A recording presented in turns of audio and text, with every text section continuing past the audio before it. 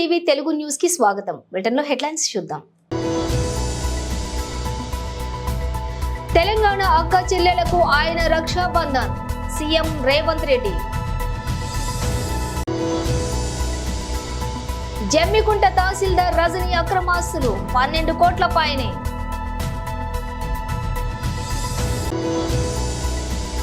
డెబ్బై ఏళ్లుగా ఇనుప ఊపిరితిత్తులతో జీవించిన పోలియో రోగి మృతి.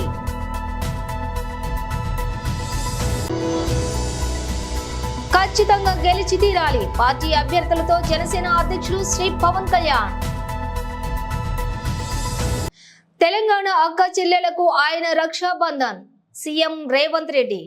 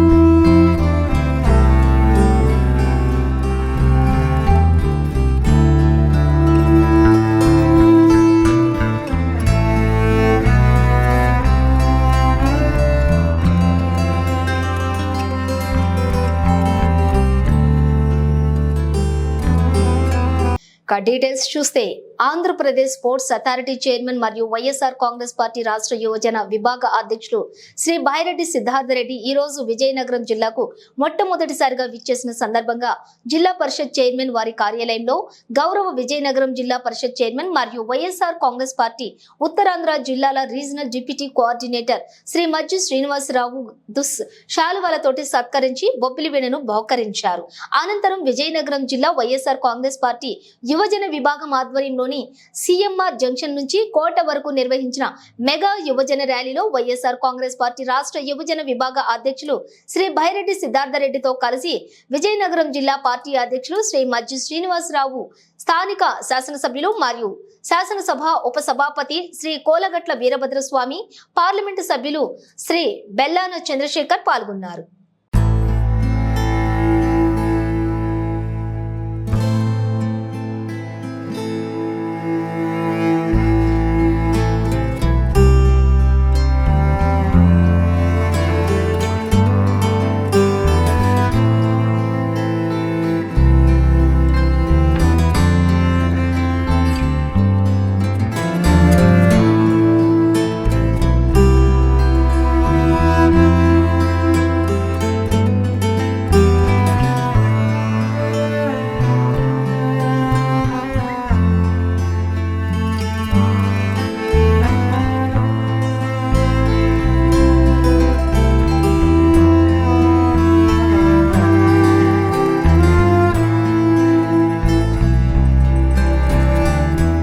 తెలంగాణలో కొత్త ప్రభుత్వం కొలువుదీరాక అవినీతి అధికారుల భరతం పడుతోంది. హెచ్ఎండిఏ మాజీ డైరెక్టర్ శివబాలకృష్ణ ఇంటిపై ఇటీవల దాడి చేసిన అవినీతి నిరోధక శాఖ 100 కోట్ల రూపాయల ఆస్తులను గుర్తించింది. తనిఖీల్లో ఆయన ఇంట్లో గుట్టల కొద్దీ కిలోల కొద్దీ వెండి, బంగారు ఆభరణాలు లభించాయి. తాజాగా నిన్న జమ్మికుంట తహసీల్దార్ రజనీ, ఆమె సన్నిహితుల ఇళ్లపై కూడా ఏసీబీ ఏకకాలంలో జరిపిన దాడుల్లో కళ్ళు చెదిరే ఆస్తులను గుర్తించారు. ఆమె అక్రమాస్తుల వివరాలను కూడా 3 కోట్లుగా గుర్తించారు. బహిరంగ మార్కెట్లో వాటి విలువ చూసుకున్నట్లయితే 12 కోట్ల పైనే ఉంటుందని అంచనా వేశారు. హనుమకొండలోని కేఎల్ఎన్ రెడ్డి కాలనీలో ఉంటున్నటువంటి రజని 7 నెలల క్రితం వరకు ధర్మసాగర్ తహసీల్దార్ గా పనిచేశారు. ఎన్నికల సమయంలో జమ్మికుంట బదిలీ అయ్యారు. ఆమె అక్రమాలపై ఫిర్యాదులు అందుకున్నటువంటి ఏసీబీ నిన్న ఆమె ఇంటితో పాటుగా సన్నిహితులైన మరో 5 ఇళ్లపై కూడా ఏకకాలంలో సోదాలు జరిపించారు. ఈ తనిఖీల్లో 2 అంతస్తుల భవనం, 21 ఇంటి స్థలాలు, 7 ఎకరాల వ్యవసాయ భూమి, 2 కార్లు, 3 బైక్లు, ₹1,50,000 నగదు, బ్యాంకులు ఉన్నటువంటి 25 లక్షల కిలోన్నర బంగారం, ఆభరణాలను కూడా గుర్తించారు. అనంతరం ఆమెను అరెస్ట్ చేసి రిమాండ్కు తరలించారు. రజని బదిలీ చేయించినటువంటి 2 రెవెన్యూ ఇన్స్పెక్టర్లు ఓ ప్రజాప్రతినిధి ఫిర్యాదుతోనే ఏసీబీ రంగంలోకి దిగినట్లుగా తెలుస్తోంది. ఇనుప ఊపిరితిత్తుల రోగిగా పేరు పడ్డటువంటి అమెరికా వ్యక్తి తాజాగా మృతి చెందారు. ఆయన వయసు 78 ఏళ్లు. టెక్సాస్ కు చెందినటువంటి పాల్ అలెగ్జాండర్ 1952లో 6 ఏళ్ల వయసున్నప్పుడు పోలియో వ్యాధి బారిన పడ్డాడు. అప్పటికి టీకా ఇంకా అందుబాటులోకి రాలేదు. చాలా మందికి అంగవైకల్యం కలిగించే పోలియో వ్యాధి పాల్ విషయంలో మరింత తీవ్రంగా పరిణమించింది. మెడ దిగువ భాగం మొత్తం కూడా చచ్చుబడిపోయింది. ఊపిరితిత్తుల కండరాలు కూడా పనిచేయకపోవడంతో శ్వాస తీసుకోవడం కూడా కష్టంగా మారింది. దీంతో వైద్యులు అతడికి ఐరన్ లంగ్స్ పేరు పడ్డటువంటి జీవనాధార వ్యవస్థను ఏర్పాటు చేశారు. పెద్ద గొట్టం ఆకారంలో ఉండే ఈ పరికరంలో రోగిని ఉంచుతారు. ఇది పేషెంట్లకు బదులుగా శ్వాస తీసుకుని ఆక్సిజన్ సరఫరా చేస్తూ ఉంటుంది. 1955లో పోలియో టీకా అందుబాటులోకి వచ్చిన పాల్ విషయంలో అప్పటికే చాలా ఆలస్యం జరిగిపోయింది. దీంతో అతడు ఆ తర్వాత 70 ఏళ్ల పాటు ఐరన్ లంగ్స్ తోటే జీవించాడు. అయితే ఒళ్లంతా చచ్చుబడినా కూడా ఆయన ఆశావాహ దృక్పథంతో జీవించాడు. న్యాయశాస్త్రం అభ్యసించి లాయర్ అయిన పాల్ 3 minutes ఫర్ డాగ్ పేరిట తన ఆత్మకథను కూడా ప్రచురించుకున్నాడు. మోకిలా పోలీస్ స్టేషన్ పరిధిలోని టంగుటూరు గ్రామంలో సంచలనంగా మారిన తన పిల్లలను చంపి ఉరేసుకున్నటువంటి రవి ఆత్మహత్య కేసును పోలీసులు ఎట్టకేలకు ఛేదించారు.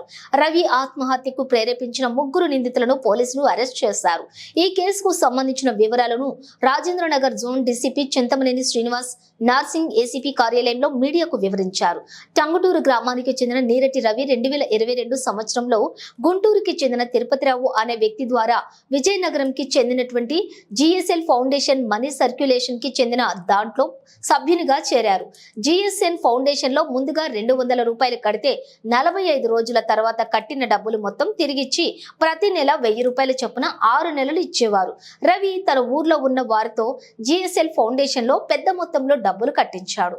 రవి సేకరించిన డబ్బు తిరుపతిరావుకు పంపగా తిరుపతిరావు ప్రతి నెల రవికి సభ్యులకు తెలియ డబ్బులు చెల్లించేవాడు. అలాగే ఈ క్రమంలోనే వ్యాపారం బాగా నడుస్తూ ఉన్న క్రమంలో 8 నెలల క్రితం రవి 0.39 గుంటల భూమిని కొనుగోలు చేసి తన 3 పిల్లల పేరు మీద SNU ఫంక్షన్ హాల్ కట్టిస్తూ ఉన్నారు.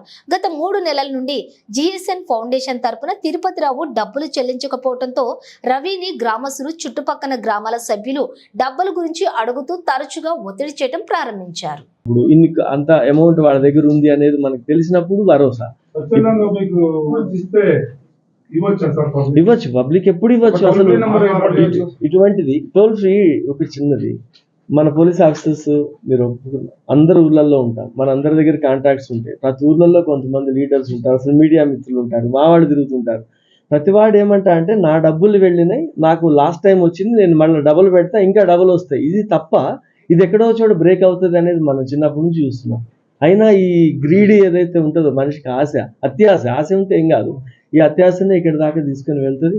ఇటువంటి వాళ్ళు ఎవరో ఒకళ్ళు బలైతా ఉంటారు, కుటుంబాలు బలైతా ఉంటారు. లైక్ లోన్ యాప్స్లో కూడా అంతే. కాల్ చేసి ఒక అమ్మాయి స్వీట్ వాయిస్తో నీకు లోన్ ఇస్తా, ఏమొద్దు గ్యారంటీ అనగానే లోన్ ఎందుకు తీసుకోవాలా, తర్వాత వచ్చి ఇప్పుడు ఇబ్బంది పడుతుంటారు. Thank you.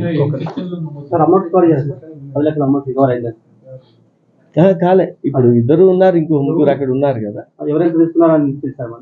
వీళ్ళకి ఇచ్చింది 2.5 లక్షలే కదా, అందరికి తల 50,000 వీళ్ళు పంచుకుంది ఇప్పుడు దాకా.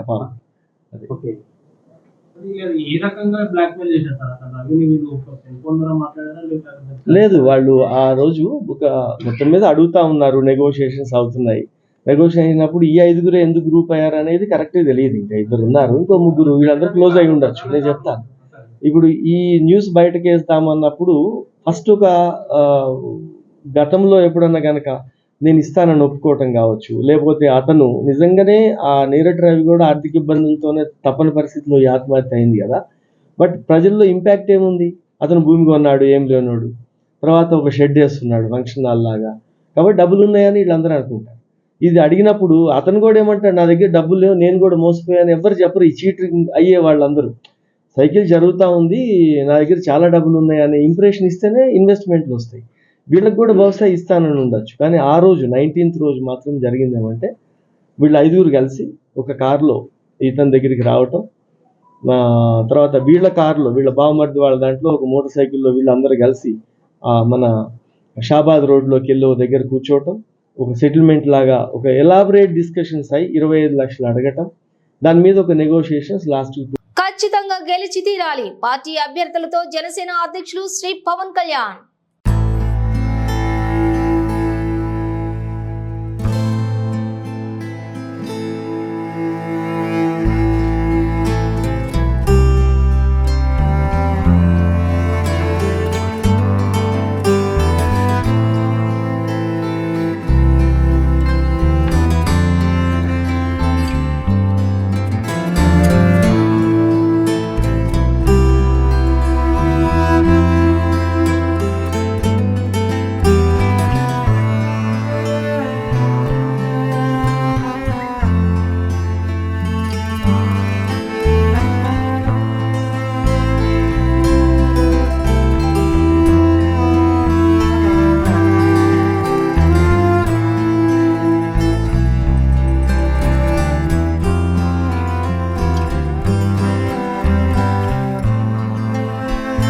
జనసేన క్రియాశీలక సభ్యులకు ప్రమాద బీమా పథకం ఓ యజ్ఞం.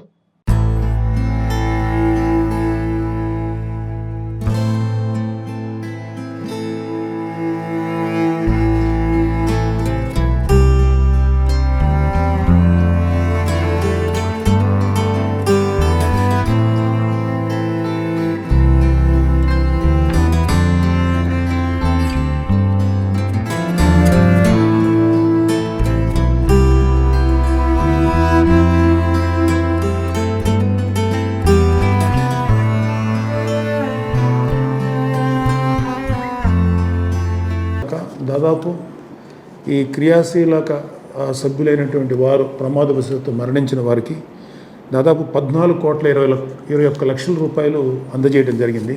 అయితే ఈ అందజేయటంలో మాకు ఉన్న ఒక పెయిన్ ఏంటంటే, మా క్రియాశీలక సభ్యులు ఎవరైనా సరే చనిపోతే మేము ఆ సభ్యుల్ని తిరిగి తీసుకురాలేము, చనిపోయిన వ్యక్తిని తేలేము తిరిగి. కాకపోతే మా జనసేన క్రియాశీలక సభ్యులు ఎవరైనా సరే వాళ్ళకి ఇలాంటి అనుకోనటువంటి ఇలాంటి ప్రమాదం సంభవించి గాయపడినా, ఒకవేళ విధివశాత్తు చనిపోయినా వాళ్ళ కుటుంబాలకి జనసేన పార్టీ అండగా ఉండాలి అనేటువంటి ఒక గొప్ప ఆశయంతో మా ప్రెసిడెంట్ పవన్ కళ్యాణ్ గారు ఈ పథకాన్ని స్టార్ట్ చేశారు. ఒక రకంగా అలాగ చనిపోయిన వాళ్ళ కుటుంబాలకి మేము సపోర్ట్ ఇవ్వటం మాకు తృప్తినిచ్చిన, చనిపోయిన యొక్క వ్యక్తులు ఎవరైతే ఉన్నారో వాళ్ళ మరణం మాకు చాలా బాధ కలిగిస్తుంది. సో ఈరోజు చాలామంది చనిపోయినటువంటి క్రియాశీలక సభ్యుల కుటుంబాల వారు వచ్చారు. మీకు మీ ఆప్తులైనటువంటి చనిపోయిన వ్యక్తులను తీసుకురాలేకపోయినా జనసేన పార్టీ మీకు అండగా ఉండాలి అనేటువంటి ఒక మంచి ఉద్దేశంతో మన పవన్ కళ్యాణ్ గారు, మన ప్రెసిడెంట్ గారు మొదలుపెట్టారు. నాకు తెలిసినంత వరకు భారతదేశంలోనే కాదు, ప్రపంచంలో ఎక్కడ కూడా ఏ పొలిటికల్ పార్టీ వాళ్ళ దగ్గర ఉన్నటువంటి సభ్యులు, వాళ్ళ ఎవరైతే ఆ పర్టికులర్ పార్టీలో ఉంటే సభ్యులకి ఎవరు ఇటువంటి కార్యక్రమాన్ని పెట్టలేదు. ఇంతెందుకు ఒక ప్రభుత్వం జనసేన పార్టీ 11వ ఆవిర్భావం దినోత్సవం సందర్భంగా బయ్యనగూడెం గ్రామంలోని జనసేన నాయకులు జన సైనికులలో సమక్షంలోని జనసేన పార్టీ జిల్లా ప్రధాన సంయుక్త కార్యదర్శి మద్దు తేజ విశ్వనాథ్ పార్టీ జెండా ఆవిష్కరణ చేశారు.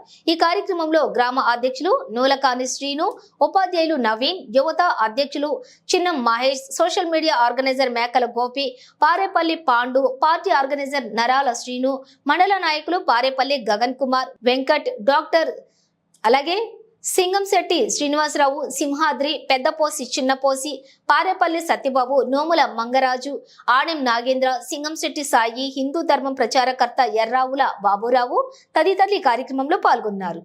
ఈ రోజు పోలవరం నియోజకవర్గం జీలుగుమిల్లి మండలం పార్టీ కార్యాలయం వద్ద నేడు జనసేన పార్టీ 11వ ఆవిర్భావ దినోత్సవం సందర్భంగా జనసేన పోలవరం నియోజకవర్గం ఇన్ఛార్జి చిర్రి బాలరాజు నేడు జనసేన జెండా ఆవిష్కరణ చేయడం జరిగింది. ఈ కార్యక్రమంలోని చిర్రి బాలరాజు ప్రసంగిస్తూ ప్రజానీకానికి, జన సైనికులకు, జనసేన నాయకులకు, వీర మహిళలకు జనసేన ఆవిర్భావ దినోత్సవ శుభాకాంక్షలు తెలియజేశారు. సర్వజన హితం అలాగే సదా ప్రజాపక్షం సమాజ స్థాపనకై పూరించినటువంటి సమర శంఖం నవశకానికి మనదైన ముద్ర వేస్తూ సుపరిపాలనే ధ్యేయంగా ఆంధ్ర రాష్ట్ర అభివృద్ధి కొరకు ప్రజా శ్రేయస్సు కోసం జరగబోయే రేపటి ఎన్నికల తుది పోర్టులోని గెలుపు బాటకై రెట్టించిన ఉత్సాహంతో ముందుకు వెళదామని సూచించారు.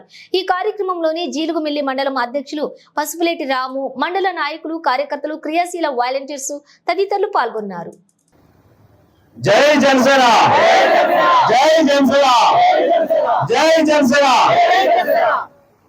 ఈరోజు ముఖ్యంగా జనసేన పార్టీ ఆవిర్భావ దినోత్సవ 10 సంవత్సరాలు దిగ్విజయంగా పూర్తి చేసుకొని 11వ సంవత్సరానికి అడుగు పెడుతున్న సందర్భంగా జనసేన పార్టీ పోలవరం నియోజకవర్గం తరఫున జనసేన పార్టీకి శుభాకాంక్షలు తెలియజేస్తున్నాం.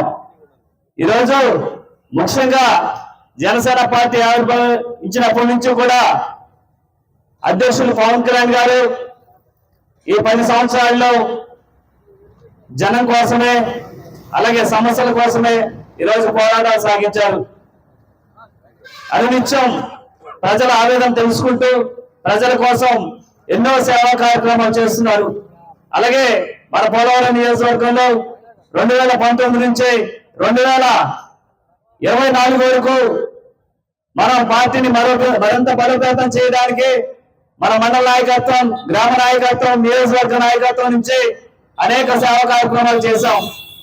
అలాగే ఈరోజు చూసుకున్నట్లయితే మన జీలిమిల్లి మండల కేంద్రంలో రోడ్లు దుస్థితిని దృష్టిలో పెట్టుకొని ఆ రోజు కొన్ని లక్షల మందితో ఇక్కడ నిరసన కార్యక్రమం చేపట్టడం జరిగింది.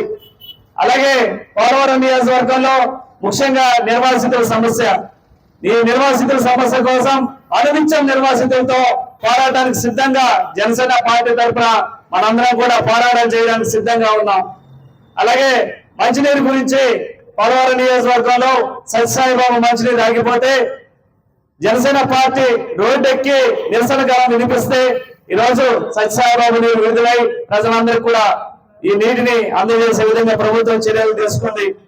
అలాగే ఈరోజు చూసుకున్నట్లయితే వైసీపీ ప్రభుత్వం ఏదైతే నిరుపేదలకు ఇల్లు ఇస్తారని ఈరోజు మాయ మాటలు చెప్పి మాట తప్పని మరో తిప్పనని ఈరోజు నిరుపేదల్ని రోడ్డు మీద పాడేస్తే వారికి నిరసనగా, వారికి మద్దతుగా మనందరం కూడా ఈరోజు ఆ రోజు మద్దతు ఇచ్చి వారికి అండగా నిలబడడం జరిగింది.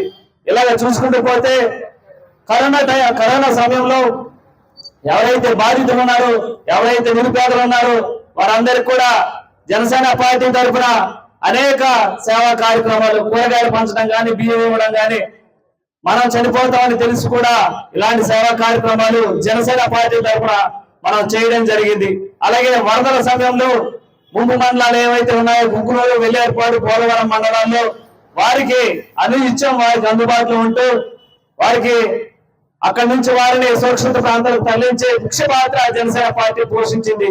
ఇలాగా ప్రతిదీ కూడా ఈ 5 సంవత్సరాల్లో అలాగే 10 సంవత్సరాల్లో జనసేన పార్టీ పవన్ కళ్యాణ్ ఆదేశించినవి కాకుండా మనం అందరం కూడా మనకి ఏవైతే సహాయ సహకారాలు అందించాలో అన్ని కూడా మనం ప్రజలకు సహాయక సహకారాలు అందించాం. ఎక్కడ సమస్య ఉన్నా కూడా జనసేన పార్టీ మాట్లాడింది, ఎక్కడ ఏమున్నా కూడా జనసేన పార్టీ తోడుగా ఈ నిరుపేదలకి అండగా ఉంది. ఈ రోజు 10 సంవత్సరాలు పూర్తి చేసుకుని 11వ సంవత్సరం అడుగుపెడుతున్న సందర్భంగా రానున్న రోజుల్లో మనమందరం కూడా జనసేన పార్టీ, టీడీపీ పార్టీ ఉమ్మడి కార్యాచరణతో అధికారం చేపట్టడం ఖాయమని సభముఖంగా మీ అందరికీ తెలియజేస్తున్నాను. మనందరం కూడా జనసేన పార్టీ పోలవరం నియోజకవర్గంలో రానున్న రోజుల్లో విజయ కేంద్రం ఎదిరించి పోలవరం ప్రాజెక్టుపై మన శిలాఫలకంతో రానున్న రోజుల్లో దాన్ని ఓపెన్ చేయడానికి మనందరం కూడా సిద్ధంగా ఉండాలి. అలాగే మీ అందరికి కూడా ఒక శుభవార్త తెలియపరచాలనుకుంటున్నాను. ఈ రానున్న రోజుల్లో జనసేన పార్టీ తరఫున మనకి అభ్యర్థిత్వం జనసేన పార్టీ ఇవ్వడం జరిగింది. దీన్ని విజయవంతంగా మన అందరం కూడా భారీ మెజారిటీతో ఇప్పుడు ఏదైతే వైసీపీ ప్రభుత్వం ఉందో దాన్ని గద్దె దించే విధంగా మళ్ళీ వైసీపీ నాయకులు పోటీ చేయాలంటే గడగడగడలాడే విధంగా జనసేన పార్టీ నాయకులు, కార్యకర్తలు అందరూ కూడా పనిచేసి భారీ మెజార్టీ ఎలా ఉండాలంటే 2029లో జనసేన పార్టీ, టీడీపీ పార్టీ ఉమ్మడి అభ్యర్థితో పోటీ చేయాలంటే వాళ్ళ తాతలు గుర్తొచ్చే విధంగా మీ అందరూ కూడా పని చేయాలని ఈ సభముఖంగా కోరుకుంటూ రానున్న రోజుల్లో మీ ప్రతి ఒక్కరికి ఎవరైతే పార్టీ కోసం పనిచేసినటువంటి ప్రతి ఒక్కరికి కూడా గుర్తింపు ఉంటుంది. మనందరం కూడా మీ గ్రామాల్లో అభివృద్ధి చేసే విధంగా, నియోజకవర్గాలను అభివృద్ధి చేసే విధంగా, ముఖ్యంగా స్థానిక ఎమ్మెల్యేగా ఇక ఈ రోజు స్వాతంత్రం వచ్చిన తర్వాత ఒక్కసారి కూడా జీలిగిమెల్లి మండలానికి ఇవ్వలేదు. ఈసారి తెచ్చుకున్నాం. మీరందరూ జీలిగిమెల్లి మండల నివాసం అందరూ కూడా. బ్రిటన్ ముగించే ముందు హెడ్లైన్స్ మరోసారి.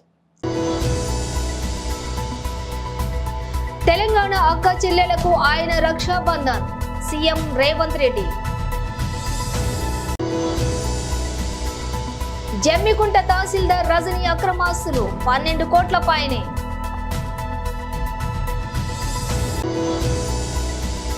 డెబ్బై ఏళ్లుగా ఇనుప ఊపిరితిత్తులతో జీవించిన పోలియో రోగి మృతి.